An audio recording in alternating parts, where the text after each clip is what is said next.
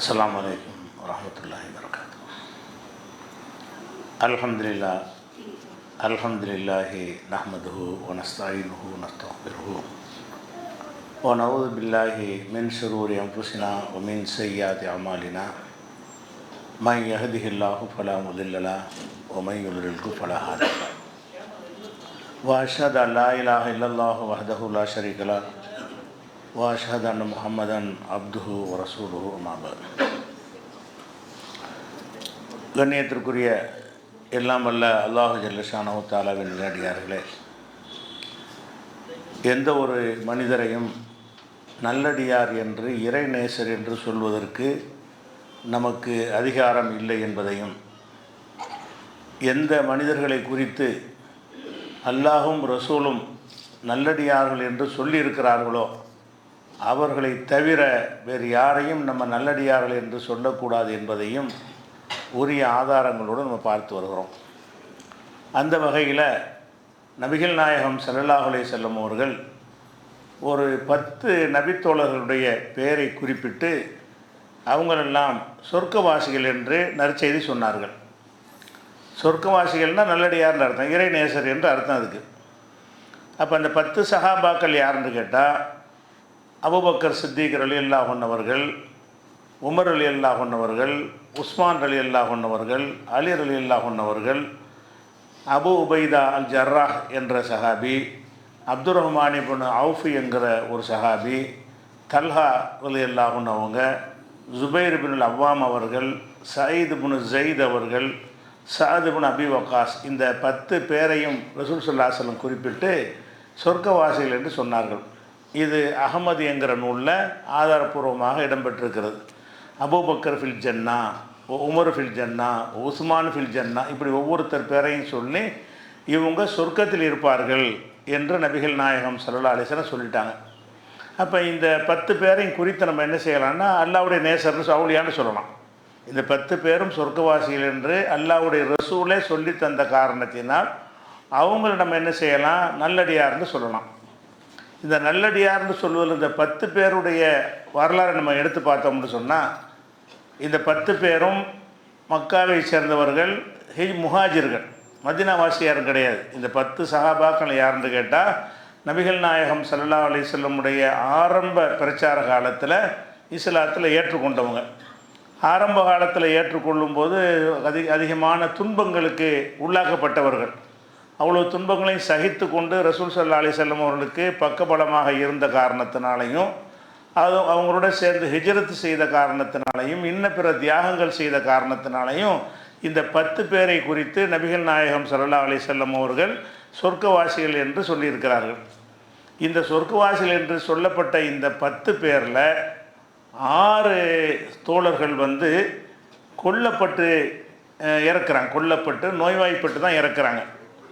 Abu Bakr ரலியல்லாஹு அன்ஹு அவர்கள் இயற்கையாக மரணிக்கிறாங்க.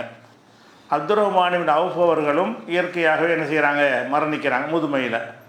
அதே மாதிரி சயீத் இப்னு ஸைத் அவர்களும் இயற்கையாக தான் மரணிக்கிறாங்க. சஅத் இப்னு அபி வக்காஸ் அவர்களும் சாதாரணமாக மரணிக்கிறாங்க. மற்ற எல்லாரும் எடுத்துக்கிட்டோம்னு சொன்னால் அவங்க கொல்லப்படுறாங்க. 5 பேர் கொல்லப்படுறாங்க. ஒருவர் காலராங்கிற நோயில் என்ன செய்கிறாரு, மரணிக்கிறார். அப்போ நம்ம இறைநேசர்கள் என்றால் நம்ம எப்படி விளங்கியிருக்கிறோம், யாரை இறைநேசர்கள் என்று ரசூலுல்லாஹ் சொன்னாங்களோ அவங்க இந்த உலகத்தில் கொல்லப்பட்டிருக்கிறாங்க. அப்போ இந்த உலகத்தில் அற்புதம் செஞ்சு கராமத்து வழங்கினா தான் அவுலியான்றது கிடையாது. யாரை ரசூல் ஸல்லல்லாஹு அலைஹி வஸல்லம் அவர்கள் சொர்க்கவாசிகள் உள்ளவர் சொல்கிறாங்களோ அது உமர் ரலியல்லாஹு எடுத்துக்கிறங்க. அவங்க சொர்க்கவாசிகளில் ஒருவர்னு சொல்கிறாங்க. அவங்க சுபூத்துறை வைத்திருக்கும் பொழுது என்ன செய்கிறாங்க, ஒருத்த நாள் கொல்லப்படுறாங்க. தொழுதுகிட்டு இருக்கும்போது என்ன செய்கிறாங்க, கொலை செய்யப்படுறாங்க. அப்போ ஒரு மந்திரவாதியாக இந்த அவுலியானா அப்படி தான் விளங்கி வச்சுருக்கணும். அவுலியானா என்ன செய்யணும், கராமத்து விளங்கணும், மந்திரம் செய்யணும், அடுத்தவர்களை காப்பாற்றணும், அதிசயம் நிகழ்த்தணும், உலகத்தில் அப்படி சொகுசாக வாழ்கிற மாதிரி ஒரு ஆளாக அவர் நினச்சதெல்லாம் நடக்கணும். இவரைத்தான் அவுலியா என்று இவங்க விளங்கி வச்சுருக்கிறாங்க. கதை தான் அதெல்லாம். அப்படிலாம் யாரும் இருந்தது கிடையாது. ஆனால் யாரை ரசூல் ஸல்லல்லாஹு அலைஹி வஸல்லம் சொர்க்கவாசின்னு சொன்னாங்களோ அந்த உமர் ரலியல்லாஹு அன்ஹு என்ன செய்கிறாங்கன்னு கேட்டால் கொல்லப்படுறாங்க. ஆட்சி ஜனாதிபதியாக இருக்கும் பொழுது, அவ்வளோ பாதுகாப்பு தலைமை அந்தஸ்தில் இருக்கும் பொழுது ஒரு எதிரி ஒரு நாள் என்ன செய்கிறாங்க, கொல்லப்படுறாங்க. அப்போ இந்த கொல்லப்படுவது எதை காட்டுகிறது, நல்லடியாராக இருந்தாலும் இந்த உலகத்தில் துன்பப்படத்தான் செய்வாங்க. துன்பப்பட்டது ஒருத்தன் அந்த அல்லாஹ்வுக்கு அந்த தியாகத்தை ஏற்றதுனால தான் நல்லடியாராக வராங்க. அப்போ நல்லடியாராக இருந்த உமர் ரலியல்லாஹு அன்ஹு அவர்கள் அதிசயம் நிகழ்த்தி தன்னை காப்பாற்றி கொள்ள முடியலை. அது அந்த வரலாறை பார்க்குறோம். அதே மாதிரி உஸ்மான் ரலியல்லாஹு அன்ஹு அவர்கள் சொர்க்கவாசின்னு ரசூலுல்லாஹ் சொன்னாங்க. அவங்க எப்படி இறந்து போனாங்க? ஒட்டுமொத்த மதீனாவில் உள்ள எல்லாரும் ஒன்று திரண்டு மக்கள் எல்லாம் ஹஜ்ஜிக்கு போயிருக்கிற அந்த நேரத்தை பயன்படுத்தி கொண்டு மற்ற எதிரிகள்லாம் உள்ளே புகுந்து மதீனாவுக்குள்ளே புகுந்து அவங்கள முற்றுகையிட்டு சுற்றி வளைத்து பள்ளிவாசலுக்கு போக முடியாமல் பல நாட்கள் நினைஞ்சாங்க. அவங்கள வந்து தனிமைப்படுத்தி கடைசியில் என்ன செய்கிறாங்கன்னா வீட்டில் வச்சே கொலையும் பண்ணிவிடுறாங்க. முஸ்லீம் சமுதாயம்ங்கிற பேரில் தான் இந்த கொலை நடக்கிறது. அப்போ உஸ்மான் ரலியல்லாஹு அன்ஹு அவர்கள் அந்த கொலையிலிருந்து தப்பித்து கொள்வதற்கு என்னென்ன வாதங்களை எல்லாம் எடுத்து வைப்பாங்க. நான் வந்து இந்த மாதிரி செஞ்சேன் அந்த மாதிரி செஞ்சேன், என்னை வந்து நீங்கள் கொள்றீங்களப்பா என்றெல்லாம் கேட்பாங்க. எந்த ஒரு வாதமும் எடுபடாது. கடைசியில் வீட்டில் வைத்து அவங்கள வந்து கொலை செஞ்சிடுறாங்க. ஆனால் இப்படி கொல்லப்பட்டவர் எதுவும் முடியாமல் எதிரிகளை முறியடிக்க முடியாமல் கொல்லப்பட்டார்ல, அவர் நல்லடியார். நம்ம எல்லாம் நல்லடியார்னா அற்புதம் செஞ்சு காப்பாற்றிருப்பாருன்னு அப்படின்னு நினைக்கிறாங்க. நல்லடியார்கள் என்று சொன்னால் அதிகம் கஷ்டப்பட்டிருப்பார்கள். நல்லடியார்கள் என்று சொன்னால் அதிக துன்பப்பட்டிருப்பார்கள். மறுமையில் அவர்களுக்கு சொர்க்கம் கிடைக்கும் என்ற அர்த்தமே தவிர நம்ம நல்லடியாருக்கு வச்சுக்கிற இலக்கணம்லாம் என்னது? மீன் கருவாடத்துக்கு தண்ணியில் போட்டார், ஓடுனுச்சு, மீனாக மாறிக்கிருச்சு, இந்த மாதிரி கப்பல் ஓடிக்கிட்டு இருந்துச்சு, ஓட்ட கப்பலை செருப்பு விட்டு எரிஞ்சு அடைச்சிட்டாரு, இது மாதிரியான கதைகளை தான் நம்ம நல்லடியாருக்கு அளவுகோலை வைக்கிறோமே தவிர இதெல்லாம் வந்து மனிதனுடைய கற்பனையில் உருவான கதைகள் இதெல்லாம். ஆனால் உண்மையான நல்லடியார்கள் எப்படி வாழ்ந்துருக்கிறாங்க? ரசூல் ஸல்லல்லாஹு அலைஹி வஸல்லம் யார் நல்லடியார்னு சொல்கிறாங்களோ அவங்க என்ன செய்கிறாங்கன்னா கொல்லப்படுறாங்க. ஒன்றும் செய்ய முடியலை. எல்லாரும் திரண்ட ஜனாதிபதியை வந்து பள்ளிவாசலுக்கு போகக்கூடாமல் தடுத்து பள்ளிவாசலே கையில் எடுத்துக்கொண்டு என்ன செய்கிறாங்க? கொடூரமான முறையில் உஸ்மான் ரலியல்லாஹு அன்ஹு அவர்கள் கொல்லப்பட்டார்கள். இந்த வரலாறுகள் எல்லாம் 10 நபித்தோழர்களுடைய வரலாறுங்கிற தொடர் உரையில் விரிவாக நம்ம விளக்கியிருக்கிறோம். இப்போ பாயிண்ட்டுக்கு மட்டும்தான் இது சொல்கிறோம். அப்போ நல்லடியாராக இருந்தாலும் அவங்க அந்த உலகத்தில் என்ன மாதிரி இருந்தாங்க? அதிகம் துன்பத்திற்கு உள்ளானார்கள். துன்பத்திற்கு உள்ளாவாங்களே தவிர அதிசயங்கள் நிகழ்த்தி கொண்டிருக்கிற வேலை கிடையாது. நல்லடியார் கிடையாது. நல்லடியார்னு அதிசயம் நிகழ்த்துவாங்க நினச்சி வைத்து கொண்டிருக்கிறார்கள். அதே மாதிரி அலி ரலியல்லாஹு அன்ஹு அவர்கள் அவங்க ஒரு அதிகாரியாக ஜனாதிபதியாக இருக்கிறாங்க. அவங்க எப்படி இறந்தாங்க? அவங்களே வந்து இப்படி முல்ஜிம்ங்கிற ஒரு எதிரி தான் என்ன செய்கிறான், அவங்கள இதே மாதிரி காலை நேரத்தில் அதிகாலை நேரத்தில் அவங்கள வந்து குத்தி கொலை செய்கிறான். அப்போ அலி ரலியல்லாஹு அன்ஹு அவர்களும் என்ன செய்கிறாங்க? உஸ்மான் 3 பேருமே ஜனாதிபதியாக இருக்கும்போது கொல்லப்படுறாங்க. உமர் ரலியல்லாஹு அன்ஹு அவர்கள் ஜனாதிபதியாக இருக்கிறாங்க, கொல்லப்படுறாங்க. உஸ்மான் ரலியல்லாஹு அன்ஹு அவர்கள் ஜனாதிபதியாக இருக்கும்போதே கொல்லப்படுறாங்க. அலி ரலியல்லாஹு அன்ஹு அவர்கள் ஒரு பகுதிக்கு ஜனாதிபதி சொல்லி கொண்டிருக்கிற நேரத்தில் அவங்கள கொள்கிறாங்க. ஆனால் இவங்களெல்லாம் சொர்க்கவாசிகள் ரசூலுல்லாஹ் சொல்கிறாங்க. இந்த சொர்க்கவாசிகளாக இருந்தும் அவங்க என்ன மாதிரி நடந்த உலகத்தில் இருந்திருக்கிறாங்க, வாழ்ந்திருக்கிறாங்கன்னு கேட்டால் கடுமையான துன்பங்களுக்கும் கஷ்டங்களுக்கும் உள்ளாகித்தான் மரணித்திருக்கிறார்கள் என்பதை பார்க்கணும்.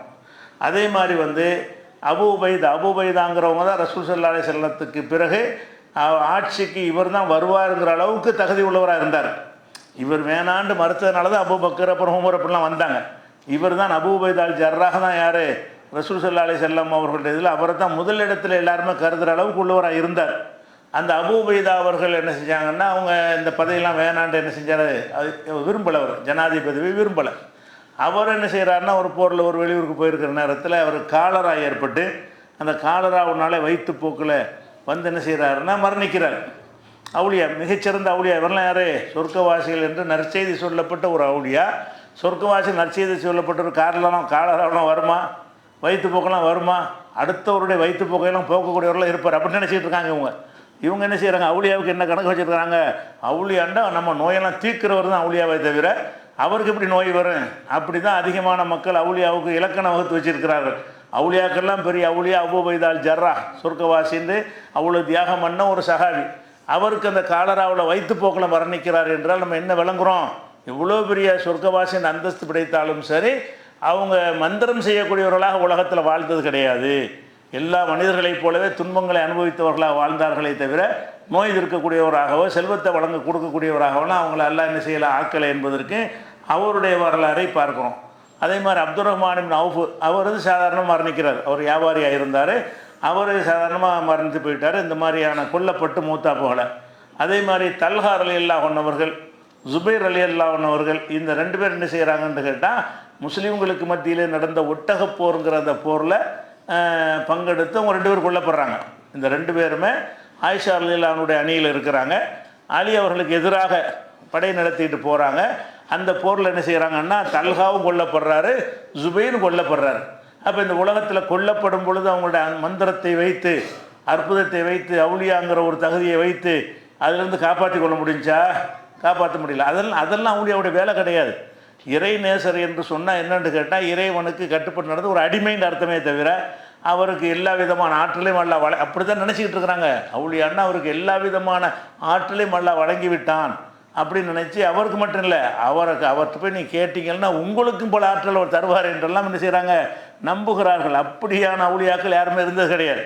எல்லா அவுளியாக்களும் நினைஞ்சிருக்காங்க, கஷ்டப்பட்டிருக்காங்க, அவ்வளோ பெரிய கஷ்டப்பட்டிருக்கிறாங்க. அதே மாதிரி சாயிது புன் ஜெயிது என்பவரும் சாது புன் அபி வக்காஸ் அவங்களும் சொர்க்கவாசிகளில் உள்ளவங்க. அவங்கெல்லாம் சாதாரணமான முறையில் என்ன செய்கிறாங்க, மரணிக்கிறாங்க. அப்போ இந்த 10 பேரை ரசூல் ஸல்லல்லாஹு அலைஹி வஸல்லம் அவர்கள் சொர்க்கவாசிகள் என்று பெயரை குறிப்பிட்டு சொன்னார்கள். நம்மளும் என்ன செய்யலாம்னா, அவங்கெல்லாம் அவங்க பேரை சொல்லும்போது இவங்கெல்லாம் சொர்க்கவாசி. உமர் நல்லடியாரான்னு கேட்டால் நல்லடியார், அலி ரலியல்லாஹு அன்ஹு நல்லடியாரான்னா நல்லடியார் தான் என்று நம்ம என்ன செய்யலாம், அடித்து சொல்லலாம். எதனால் சொல்லலாம்? அல்லாஹ்வுடைய ரசூல் நமக்கு சொல்லித்தந்த காரணத்தினால். இல்லாட்டி சொல்ல முடியாது. அவங்க ரசூல்லாவே நமக்கு சொல்லிட்டதுனால இவங்க பேரையெல்லாம் கேட்டோம்னா இவங்க அல்லாஹ்வுடைய நல்லடியார், சொர்க்கவாசி என்று நம்ம சொல்ல முடியும். இப்படி இருக்கு இவங்களை சொல்வது தப்பு கிடையாது. நல்லடியார்னு யாரையும் சொல்லக்கூடாதுங்கிற பொதுவான விதியாக இருந்தாலும் அல்லாஹ்வுடைய ரசூல் நமக்கு கற்று தந்துவிட்ட காரணத்தினால் அவங்களுக்கும் ரசூல்லாவுக்கு சொல்ல இயலாது. வஹி மூலமாக தான், வஹி மூலமாக அவங்களுக்கு அல்லாஹ் அறிவித்து கொடுத்து அவர்கள் நமக்கு சொன்ன காரணத்தினால் இந்த 10 பேரை குறித்து நம்ம என்ன செய்யலாம், சொர்க்கவாசிகள் என்று பேசலாம். அது போக அறிந்து கொள்ள வேண்டிய விஷயம் என்னென்னா, சொர்க்கவாசிகளுடைய அர்த்தம் என்னன்னு கேட்டால் அவங்க மந்திரவாதிகளில் நுழைக்கணும். சொர்க்கவாசிகள் நல்லடியார் அவுளியாவுடைய அர்த்தம் என்னது, தண்ணியில் நடந்தார் இப்படிலாம் கதை விடுறாங்கல்ல, அப்படிலாம் எந்த ஒரு அவுளியாவும் இருக்க கிடையாது. அல்லாஹ் யாரை அவுளியா என்று சொல்லுகிறானோ, அந்த பிறவனுடைய மனைவியை பற்றி சொல்கிறானோ அவ்வளோ கஷ்டப்பட்டு தானே துன்பப்பட்டு தானே இருந்தாங்கன்னு நம்ம பார்க்குறோம். அப்படி தான் எல்லா நபிமார்கள்லாம் சொர்க்கவாசிகள் சொல்கிறாங்கன்னா அவங்கள யார் கஷ்டப்பட்டவங்க தானே. பத்ர்வாசிகள்லாம் சொர்க்கவாசிகள்னால் பத்ரில் போய் பிரியாணி சாப்பிட்டுட்டு இருந்தாங்க, அடிதானே வாங்கினாங்க, துன்பம் தானே பட்டுக்கிட்டு இருந்தாங்க. அப்போ எல்லா நல்லடியார்கள் சொர்க்கவாசி உள்ள ஆள் வரலாறையும் பார்த்தீங்கன்னு சொன்னால் இந்த உலகத்தில் நம்மை விட அதிக கஷ்டப்பட்டிருக்காங்க. இந்த உலகத்தில் வாழும் பொழுது நம்மை விட அதிக கஷ்டப்பட்டிருக்கிறார்களே தவிர அவங்க கஷ்டத்துக்கு அப்பாற்பட்டவர்களாகவோ அல்ல பிறருடைய கஷ்டங்களை தீர்க்கக்கூடியவர்களாகவோ அவங்கெல்லாம் இருக்கலை. அப்போ இது இந்த 10 பேரை பற்றி நம்ம என்ன செய்யலாம், ஒரு சொர்க்கவாசிகள் என்று நினச்சிக்கலாம். அதே மாதிரி சாத் இப்னு முஆத் என்று ஒரு சஹாபி. இவர் யாருன்னு கேட்டால், மதீனாவில் ரசூல் ஸல்லல்லாஹு அலைஹி வஸல்லம் மதீனாவுக்கு வந்த நேரத்தில் மதீனாவில் 2 கோத்திரத்தார் இருந்தார்கள், பெரிய கோத்திரத்தார். அவுஸ் என்கிற பேரில் ஒரு கோத்திரத்தார், ஹஸ்ரஜ்ங்கிற ஒரு பேரில் ஒரு கோத்திரம் இருந்தார்கள். அந்த கோத்திரம்னா எப்படி இருப்பாங்கன்னா, ஒரு தலைவரின் கீழே கட்டுப்பட்டு நடக்கக்கூடிய சமுதாயம். அவுஸ்ன்னா அதுக்கு ஒரு தலைவர் இருப்பார், ஹஸ்ரஜ் என்றால் அது ஒரு தலைவர் இருப்பார். இந்த 2 சமுதாயம் ரசூல்லாவை ஏற்றுக்கொண்டதுனால தான் மதீனாவில் இஸ்லாமிய சாம்ராஜ்யம் உருவானது. இஸ்லாம் வளர்ந்தது எதை கொண்டுன்னு கேட்டால் இந்த 2 சமுதாயமும் ரசூல்லாவுக்கு சப்போர்ட்டாக இருந்தவங்க. அப்போ இந்த அவுஸுங்கிற கோத்திரத்துடைய தலைவர் யாருன்னு கேட்டால் அந்த சாத் இப்னு முஆத் என்பவர் தான் அவுஸ் கோத்திரத்துக்கு தலைவராக இருக்கார். அவர் துவக்க காலத்தில் என்ன செய்கிறாருன்னா, ரசூல் ஸல்லல்லாஹு அலைஹி வஸல்லம் அவர்கள் சில பேரை மதீனாவுக்கு அனுப்புகிறாங்க.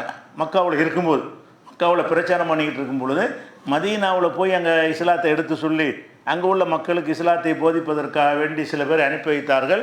அதில் முக்கியமான ஆள் யாருன்னா முஸாப் இப்னு உமைர் என்பவர் அனுப்புகிறாங்க. அவர் இஸ்லாத்தை மதீனாவில் போதிக்கும் பொழுது அதை ஏற்றுக்கொண்டவரில் ஒரு ஆள் யாருன்னா சாத் இப்னு முஆத். அவர் ஆரம்பத்தில் ஏற்றுக்கிறார், மதீனா வாசிகளில் ஆரம்பத்தில் இஸ்லாத்தை ஏற்றுக்கொள்கிறார். ஏற்றுக்கொள்வது மாத்திரம் இல்லாமல் அவருடைய சமுதாயத்தெல்லாம் கூப்பிடுறாரு. கூப்பிட்டு என்ன செய்கிறாருன்னா, என்னை பற்றி உங்களுடைய அபிப்பிராயம் என்னன்னு கேட்குறாரு. நீங்கள் எங்கள்கிட்ட சிறந்தவர், நல்லவர், பொய் சொல்லாதவர் அப்படின்லாம் அவரை எல்லோரும் பாராட்டுறாங்க. என்னை அந்த மாதிரி நம்புறீங்கல்ல, நான் இப்போ இஸ்லாத்தை ஏற்றுக்கொண்டேன், நீங்களும் இஸ்லாத்தை ஏற்றுக்கொள்ளுங்கள் என்று என்ன செய்கிறார், அந்த மக்களுக்கு இஸ்லாத்தை போதிக்கிறாரு. இவர் ஏற்றுக்கொண்டவனு அவ்வளோ ஏற்றுக்கிட்டாங்க, அவ்வளோ செல்வாக்கு. இந்த அவுஸுங்கிற கோத்திரத்தில் இவர் எப்படிப்பட்ட செல்வாக்குன்னு கேட்டால், இவர் ஒரு மதத்தை தழுவுகிறார். மதத்தை தழுவுனா இருக்கிறவங்களாம் எதிரியாக மாறிக்கிடுவான். பழைய நம்பிக்கையை விட்டு மாறுறாருன்னு சொல்லி எதிரியாக தான் மாறின வரலாறு பார்க்குறோம். இவர் அவ்வளோ நல்லவராக அந்த மக்கள்கிட்ட இடம் பிடித்த காரணத்தினால் இவர் ஏற்றுக்கொண்டவனை 50 பேர் ஏற்றுக்கிட்டாங்க. ரசூலுல்லாஹ் வரும்போதெல்லாம் வரவேற்பு கொடுக்குற அளவுக்கு இஸ்லாம் வளர்ந்ததுக்கு என்ன காரணம்னு கேட்டால் இந்த சாத் இப்னு முஆத் அவர்கள் முக்கியமான ஒரு காரணம். அவர் என்ன செய்கிறாருன்னு கேட்டால், அவர் இறந்துடுறார். ரசூல் ஸல்லல்லாஹு அலைஹி வஸல்லம் வாழ்ந்த காலத்தில் எதில் இறந்துடுறாருன்னு கேட்டால், ஒரு ஹுனைன் அந்த அகழ் போர் நடக்கும்ல, மதீனாவை சுற்றி முற்றுகையிட்டுருவாங்க. இவர் பத்ர் உஹது எல்லாத்திலும் கலந்து கொண்டவர். அகழ் போர் நடக்கும் பொழுது அந்த எதிரிகள்லேருந்து ஒரு அம்பு இவர் வந்து உடம்புல தைத்து ரத்தம் பீரிட்டு வலிஞ்சிக்கிட்டே இருக்குது. அப்போ இவர் ரசூல்லா என்ன செய்கிறாங்கன்னா, அவரை வந்து அடிக்கடி போய் பார்க்கணும் என்பதற்காக வேண்டி பள்ளிவாசலுக்கு பக்கத்துலேயே ஒரு கூடாரம் போட்டு அதில் அவரை தங்க வச்சு போய் பார்த்துக்குறாங்க. அவர் மேலே ரசூல்லாவுக்கு அவ்வளோ பிரியம். பள்ளிவாசலில் என்ன செய்வார், இவர் காயப்பட்டிருக்கிறாரு, காயப்பட்டார் போயிடுவார் போல தெரிகிறது, அவ்வளோ பெரிய காயம். அந்த காயத்தின் ரத்தமெல்லாம் ஓடி பள்ளிவாசலுக்கெல்லாம் வரும் அப்படின்லாம் ஹதீஸில் வருகிறது. அந்த ஒரு சஹாபிய சாது என்ன செய்கிறாருன்னு கேட்டால், அந்த ரத்தம் வந்துக்கிட்டு இருக்கும்போதே பள்ளிவாசலில் வச்சே மௌத்தாயிடுறாரு. மௌத்தானவனு என்ன செய்கிறாங்கன்னு கேட்டால், இவருடைய சம்பவத்தை எப்படி இருக்குதா, அப்போ ரசூல் ஸல்லல்லாஹு அலைஹி வஸல்லம் அவங்களுக்கு என்ன செய்கிறாங்கன்னா, ஒரு பட்டு ஆடை ஒன்று அன்பளிப்பாக வருது. ஒரு பட்டு ஆடை ஒன்று அன்பளிப்பாக வருகிறது. அன்பளிப்பாக வந்த உடனே மக்கள் என்ன செய்கிறாங்கன்னா, அதை பார்த்து ஆடை இப்படியும் ஒரு ஆடை இருக்க முடியுமா, அவ்வளோ தயாரிச்சிருக்காங்க. அந்த பட்டாடை எப்படி இருக்குன்னு கேட்டால், அந்த காலத்தில் அப்படிலாம் தயாரிக்க முடியாத அளவுக்கு ஒரு நளினமாக மென்மையாக ஒரு தரமாக ஒரு தயாரிக்கப்பட்ட ஒரு பட்டாடைன்னு நினைக்கிறேன். அதை பார்த்த உடனே மக்கள் எல்லாம் பார்த்து என்ன செய்கிறாங்கன்னா, ரொம்ப வியப்படைகிறாங்க. அப்போ ரசூலுல்லாஹ் சொல்லுவாங்க, உள்ளது நஃப்ஸு முஹம்மதின் பியதிஹி, இந்த முகமதுடைய ஆன்மா யாருடைய கையில் இருக்கிறதோ அவன் மீது அல்லாஹ் மீது சத்தியமிட்டு சொல்கிறேன், ல மனாதிலு சாது இப்னு முஆது ஃபில் ஜன்னா அஹ்ஸன் மின் ஹாதா, இந்த சாது இப்னு முஆது இப்போ இறந்துட்டாரே, அவருக்கு அல்லாஹ் மறுமையில் கொடுக்கக்கூடிய அந்த பட்டாடை வந்து இதை விட அழகானதாக இருக்கும். அவர் சொர்க்கவாசிங்கிற அழகாக சொல்கிறாங்க. அந்த சாது இப்னு முஆது வந்து அந்த அகழ் போரில் காயம்பட்டு பள்ளிவாசலில் தங்க வைக்கப்பட்டு அங்கே மரணித்துடுறாரு. மரணித்ததை வச்சு மனசில் நினைத்து கொண்டு ரசூலுல்லாஹ் என்ன செய்கிறாங்கன்னு கேட்டால், இந்த பட்டாடை வந்தோடனே அந்த பட்டாடையை பார்த்து எல்லாம் சிலாய்க்கிறாங்க. இது என்ன இப்படி சிலாய்க்கிறீங்க, நம்ம சாது இப்னு முஆதுக்கு அல்லாஹ் கொடுக்க போகிறானே அந்த பட்டாடை வந்து இதை விட மேலானது. எப்படி சொல்கிறாங்கன்னா, இல்லை மனாதிலு சாது இப்னு முஆதின் ஃபில் ஜன்னா, சொர்க்கத்தில் சாது இப்னு முஆதுக்கு கிடைக்கக்கூடிய அந்த பட்டாடைகள் இருக்குது, அது அஹ்ஸன் மின் ஹாதா, இதை விட அழகானது என்று சொல்கிறார்கள். இது புகாரில் 2615 ஹதீஸில் இருக்கிறது. அப்போ இதில் என்ன வழங்குதுன்னா, இவர் சொர்க்கத்துக்கு போவார்னு இதில் வழங்குதில்ல, சொர்க்கத்தில் இவருக்கு பட்டாடை கிடைக்குங்கிறது மட்டும் விளங்கலை. இவர் ஒரு சொர்க்கவாசி. சாது இப்னு முஆத் அவர்கள் வந்து கண்டிப்பாக சொர்க்கவாசி, நல்லடியார், இறை நேசராக இருக்க போய் தான் அவருக்கு எல்லாம் சொர்க்கத்தை கொடுக்குறான். சொர்க்கத்துலேயும் ஒரு உயர்ந்த தர்ஜாவை கொடுக்குறான், பட்டாடையை கொடுக்குறான். அந்த மாதிரி ஒரு பட்டாடை கிடையாது, அப்படி ஒரு ஆடையை கொடுக்குறான் என்று ரசூலுல்லாஹ் என்ன செய்கிறாங்க, சொல்லி காட்டுறாங்க. அதே மாதிரி வந்து இவருக்காக அந்த பள்ளிவாசலில் கூடாரம் போட்டு வச்சுருந்த ஒரு விஷயத்தை வந்து புகாரில் 463 ஹதீஸில் நீங்கள் பார்க்கலாம். அப்போ இந்த ஒரு சாது 10ஓட 11 சேர்த்துக்கிறங்க, 10 பேர் குறிப்பிட்டு சொன்ன நல்லடியார்களில் இவர் ஒரு ஆள். யார் இவர்? மதீனாவாசி. இது அந்த 10 பேரும் மக்காவில் உள்ளவங்க, ஹிஜ்ரத்து பண்ணி வந்தவங்க. இந்த சாது இப்னு முஆத் என்பவர் மதீனாவில் இருந்து அன்சாரிகளாக இருந்தாங்கல்ல, அடைக்கலம் கொடுத்தாங்கல்ல, அந்த ஒரு ஜமாத்தில் உள்ள ஒருவர். அப்போ இவரை பற்றி ரசூலுல்லாஹ் என்ன செய்கிறாங்கன்னு கேட்டால், சொர்க்கவாசின்னு பாராட்டி இருக்கிறாங்க. அப்போ இவரை பற்றி சாது இப்னு முஆத் யாருன்னு கேட்டால் இறைநேசர் என்று சொல்லலாம். ஆனால் இறைநேசராக இருந்து என்ன செஞ்சார், இரத்த காயம் மட்டும் இறந்தார்.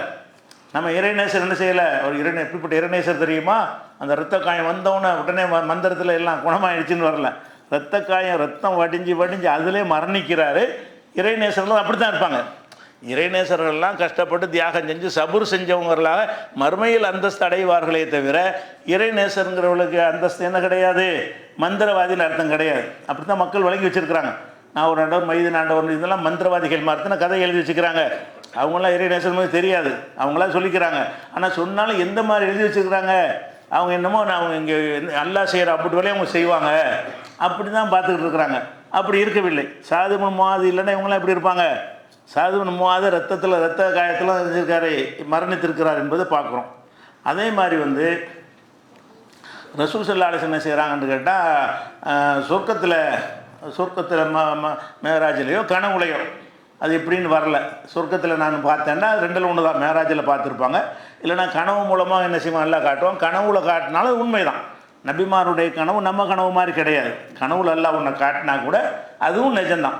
அப்போ நபி ஸல்லல்லாஹு அலைஹி வஸல்லம் என்ன செய்கிறாங்கன்னு கேட்டால், அங்கே ஒரு ஒரு அறையில் வந்து ஒரு சத்தம் கேட்குது, யாரோ பேசிக்கிட்டு இருக்கிற மாதிரி ஒரு சொர்க்கத்தில்.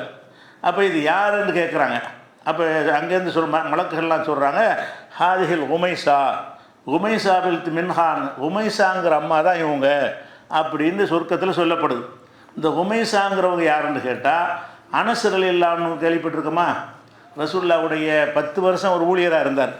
சின்ன பையனாக இருக்கும்போது கொண்டாந்து அந்த அம்மா என்ன செய்வாங்க, ரசூலுல்லாஹ்ட்ட ஒப்படைச்சிருவாங்க, உங்களுக்கு இவரை பணிவிடைக்கு பயன்படுத்திக்கிறங்க, எல்லா வேலையும் இவரே பார்ப்பார் உங்களுக்கு என்று ரசூலுல்லாவுக்கு சேவகம் செய்வதற்காக வேண்டி அனஸ்ன்னு ஒருத்தரை கொண்டாந்து விடுவாங்க இல்லையா.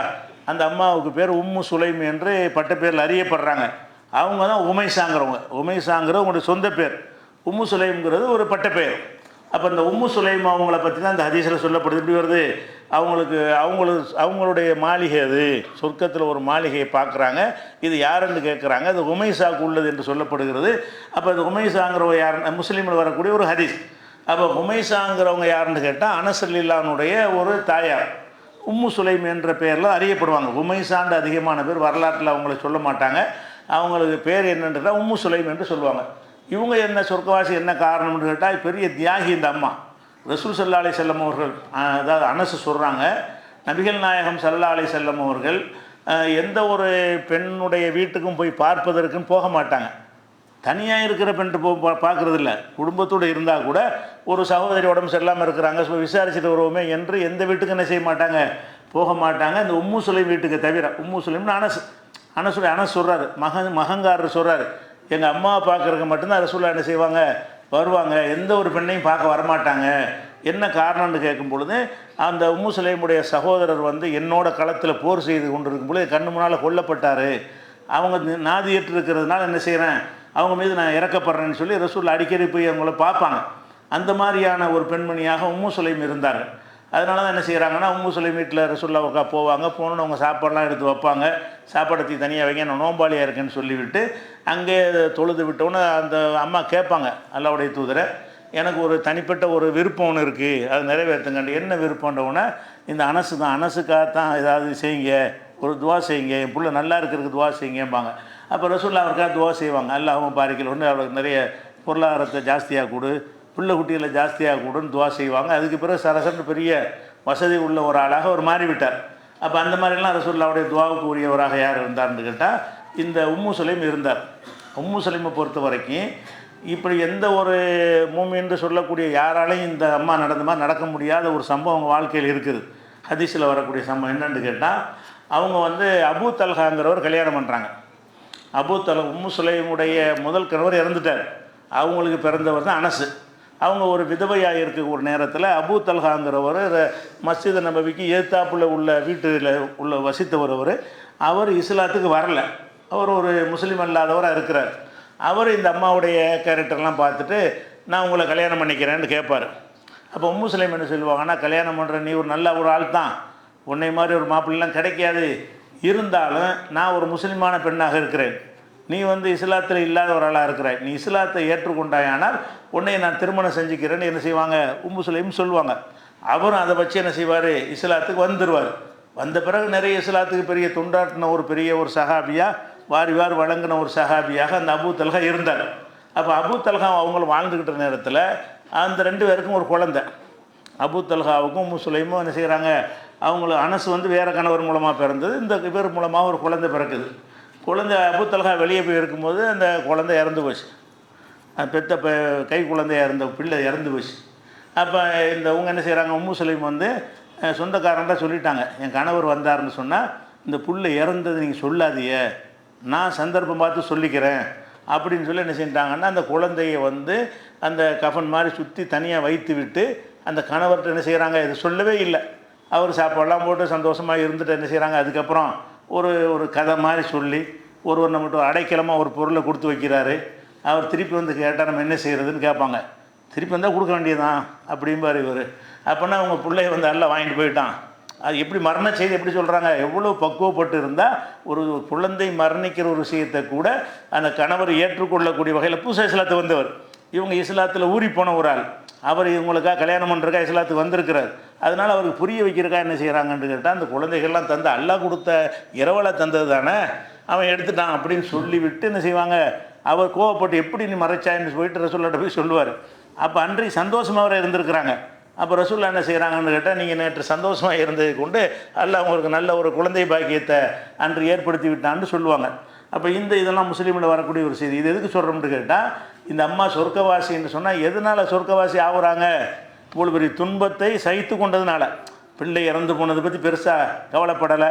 அது பக்குவமான முறையில் கணவர் சொல்கிறாங்க. தன்னுடைய மகனை கொண்டு ரசூலுல்லாஹ் ஊழியராக எந்த ஒரு பிரதிபலனை எதிர்பார்க்காம இந்த பையனை நீங்களே வச்சுக்கிறங்க, எல்லா வேலையும் உங்களுக்கு பார்ப்பாருன்னு சொல்கிறாங்க.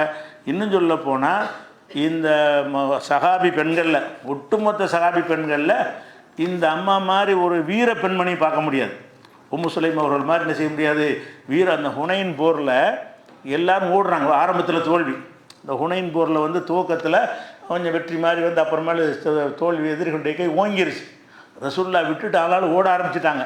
கொஞ்சம் பேர் தான் ரசூல்லாவோட இருந்தாங்க.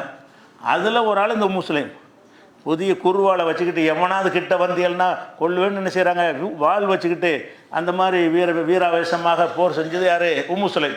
அப்படி இந்த மார்க்கத்துக்காக தியாகம் செய்வதில் இருக்கட்டும், மார்க்கத்துக்காக வேண்டியே வாழ்ந்ததில் இருக்கட்டும், இந்த அம்மா வந்து சொர்க்கவாசிக்குரிய எல்லா தகுதியும் உள்ளவங்களாக இருந்தாங்க.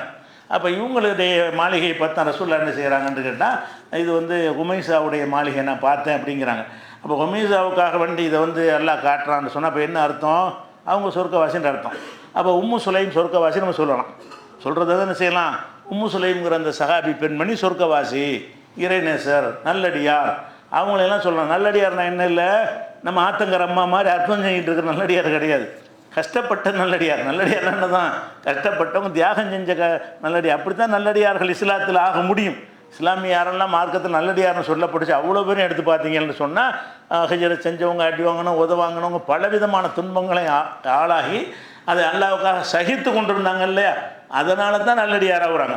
அதனால தான் சொர்க்கவாசி ஆகுறாங்களே தவிர உலகத்திலே அவங்க பரிசு பெற்றவர்களாக அல்லது அற்புதம் செய்யக்கூடிய சக்தி பெற்றவர்களாக ஆகவில்லை என்பதையும் கூடுதலாக அறிந்து கொள்ள வேண்டும். வேறு யாரை பற்றியெல்லாம் ரசூல் ஸல்லல்லாஹு அலைஹி வஸல்லம் நல்லடியார்னு சொல்லியிருக்கிறார்கள் என்ற விவரத்தை இன்ஷா அல்லாஹ் நம்ம அடுத்தடுத்த வாரத்தில் பார்க்கலாம்.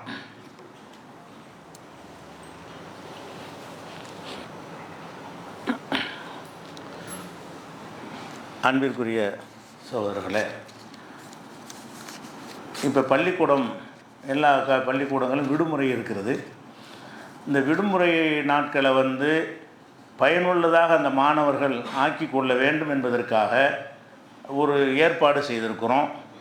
அதாவது அடுத்த மாதம் 5ஆம் தேதியிலிருந்து, மே மாதம் 5ஆம் தேதியிலிருந்து 19ஆம் தேதி வரைக்கும் 15 நாட்களுக்கு வந்து அந்த மாணவர்களுக்கு தொழுகை பயிற்சி, துவாக்கள் மனனம், குர்ஆன் சூறாக்களை மனனம் பண்ணி கொடுக்கறது, மார்க்க சட்டத்திட்டங்கள் இதையெல்லாம் பயிற்றுவிப்பதற்காக வேண்டி குர்ஆன் ஓதி கொடுக்கறது, ஓத தெரியாதவங்களுக்கு குர்ஆனை ஓத வைக்கிறது, இந்த மாதிரி வேலைகள் செய்வதற்காக வேண்டி திருச்சியில் ஆதம் மெட்ரிகுலேஷன் என்கிற அந்த பள்ளிக்கூடத்துடைய ஹாஸ்டலில் ஒரு ஏற்பாடு செஞ்சுருக்குறோம். 15 நாள் அவங்க வந்துட்டாங்கன்னு சொன்னால் அவங்களுக்கு தங்குற இடம், உணவு எல்லாமே வந்து ஜமாத் சார்பாக நம்ம செஞ்சு கொடுத்துருவோம். எந்த செலவும் உங்களுக்கு கிடையாது. ஏன்னாடா மார்க்கத்தை கற்றுக்கொள்வதற்கான விஷயத்தில் நம்ம ஈடுபாடு இல்லாமல் இருக்கணும். பிள்ளைகளை படிப்புக்கு அனுப்புகிறோமே தவிர மதரசாக்களுக்கு அனுப்புறது கிடையாது. இந்த மாதிரி இந்த லீவு நாள்லையாவது ஒரு 15 நாளை ஒதுக்கினோம்னு சொன்னால் அந்த தொழுகை தெரியாத பிள்ளைகளை தொழுவ தெரிஞ்சுக்கிடுவாங்க. எந்தெந்த நேரத்தில் என்னென்ன துவாக்கள் ஓதணும் அது வாழ்க்கையில் கடைப்பிடிக்காமல் இருக்கிறாங்க நிறைய பேர். இதெல்லாம் கற்றுக்கொள்வதற்கு ஒரு ஏற்பாடு செஞ்சுருக்கிறோம். அதனால் உங்களுக்கு வரக்கூடிய 5ஆம் தேதியில் இருந்து 19ஆம் தேதி வரைக்கும் எல்லா வசதிகளோட, கஷ்டமாக இருக்காது, நல்ல பெரிய கடல் மாதிரி ஒரு இடம், அந்த வசதியோடு நம்ம செஞ்சுருக்கிறோம். அதனால் உங்களுடைய பிள்ளைகள் இருந்தாங்கன்னு சொன்னால் தெரிந்தவர்களுக்கு அனுப்பி விடுங்க. உங்கள் பிள்ளைகள் இருப்பார்கள், ஏன்னால் நீங்கள் அனுப்பி விட்டிங்கன்னா அவங்களுக்கு சிறப்பான ஆலிம்களை போட்டு என்ன செய்கிறோம், 15 நாளைக்கு பயிற்சி கொடுக்குறோம். அந்த ஆண்களுக்கு மட்டும்தான்.